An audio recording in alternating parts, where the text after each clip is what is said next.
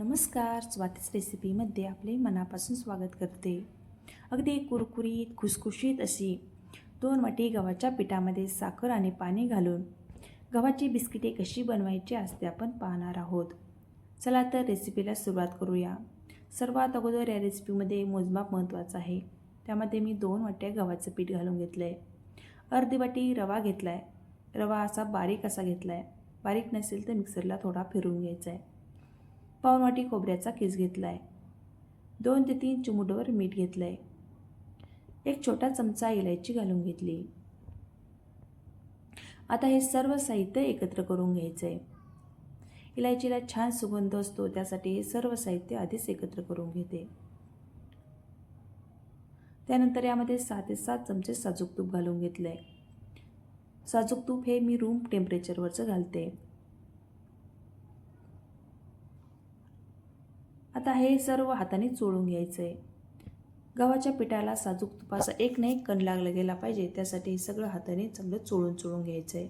त्यामध्ये एकही गुठळी ठेवायची नाही आहे. यामध्ये भरपूर सारी मेहनत जर घेतली तर आपली बिस्किट कुरकुरीत आणि खुसखुशीत होणार आहे. आता छान अशी मूठ वळते, म्हणजे आपलं साजूक तूप आपलं बरोबर आहे. आता एक भांडं घ्यायचं आहे. त्यामध्ये 1 वाटी साखर घालून घेतली आणि अर्धी वाटी पाणी घालून घ्यायचं आहे. साखर दाणेदार अशी घ्यायची आणि पांढरी शुभ्र अशी घ्यायची. साखर थोडी मोठी मोठी घ्यायची आहे. साखर आणि पाणी एकत्र करून घ्यायचं आहे आणि 2 ते 3 मिनिटासाठी तसंच ठेवू द्यायचं आहे. आता तुम्ही यामध्ये पाहू शकता, मी थोडी थोडी साखर आणि पाणी घालून घेते.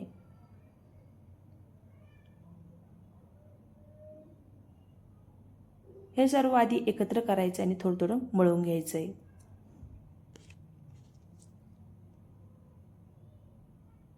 जेवढं बसेल तेवढंच साखर आणि पाणी घालून घ्यायचं आहे.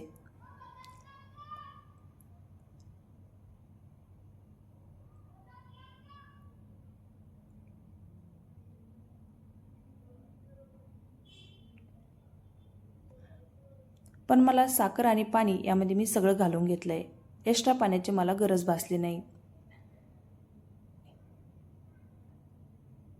आणि घट्ट असा गोळा बनवून घ्यायचा आहे.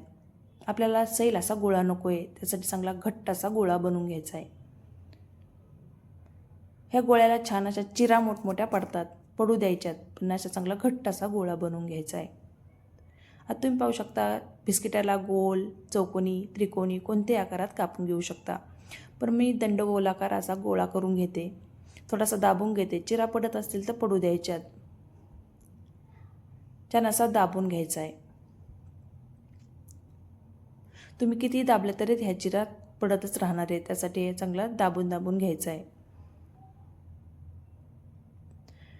त्यानंतर एक चाकू घेतला आहे. चाकूची जे मऊ बाजू आहे त्या बाजूने ते कापून घ्यायचं आहे.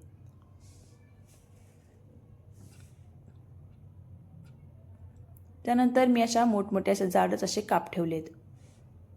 पाहू शकता तुम्ही, याला भरपूर सारे लेअर सुटलेत.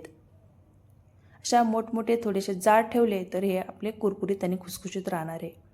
पातळ जर काप केले तर ते कडक होतील आणि चावणार पण नाही, त्यासाठी मोठमोठे असे जाड काप ठेवलेत. तुम्ही पाहू शकता, याला भरपूर सारे लेअर पडलेत आणि छान असे आपले बिस्किटाचा आकार तयार झाला आहे.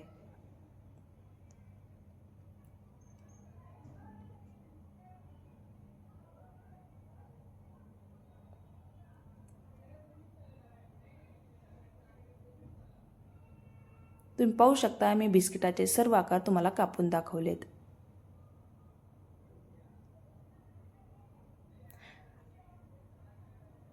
आता एक आकार द्यायचा म्हणून त्याला थोडंसं दाबून घेते आणि थोडीशी डिझाईन बनवून घेते.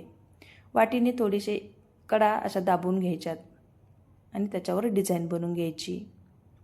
चमच्याने तुम्ही चमच्याचा पुढचा आकार घेऊन त्याला थोडासा दाब देऊन त्याला डिझाईन बनवून घेऊ शकता.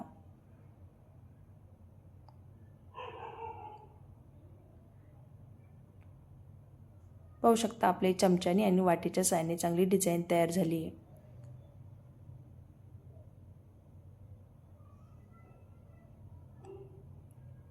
आता सर्व माझी डिझाईन तयार झाली, पण मला थोडी बिस्किटी कमी वाटली म्हणून मी परत तेवढ्याच मापाचं पीठ मळून घेतलं आहे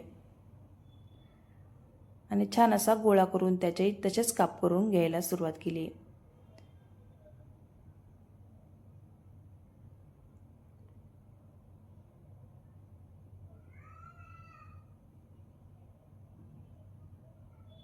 ती मोठमोठे असे जाडच अशी कापून घेतली आहे.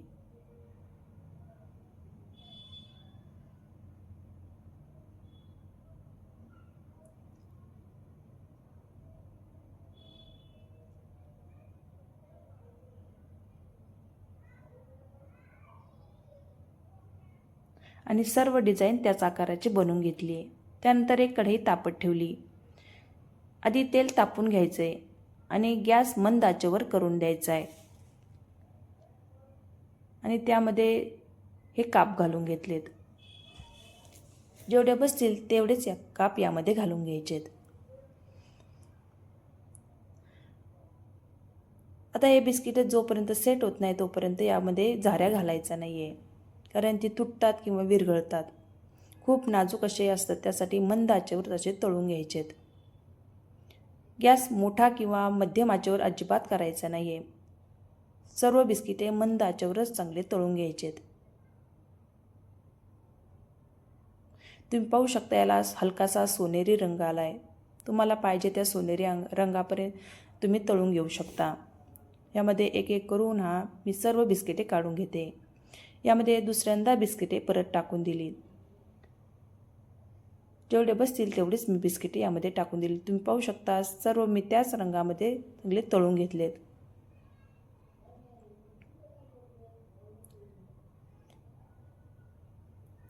चांगले हे सेट होण्यासाठी चांगले थंड होण्यासाठी ठेवू द्यायचेत. आता सर्व बिस्किटे मी याप्रमाणे तळून घेतलीत. तुम्ही पाहू शकता यामध्ये पिस्ता आणि बदाम यामध्ये घालून घेते आणि यामध्ये सर्व केलेत. पाहू शकता की छानसे डिझाईनमध्ये आपले बिस्किटे तयार झालीत. गव्हाची बिस्किटे आपण चहाबरोबरही खायला देऊ शकतो. कधी कुरकुरीत आणि खुसखुशीत अशी गव्हाची बिस्किटे, त्याला आपल्याला सोडा ना बेकिंग पावडर टाकावी लागली, कधी कुरकुरीत आणि खुसखुशीत अशी झालीत. चला तर आवडली असेल तर नक्की लाईक करा.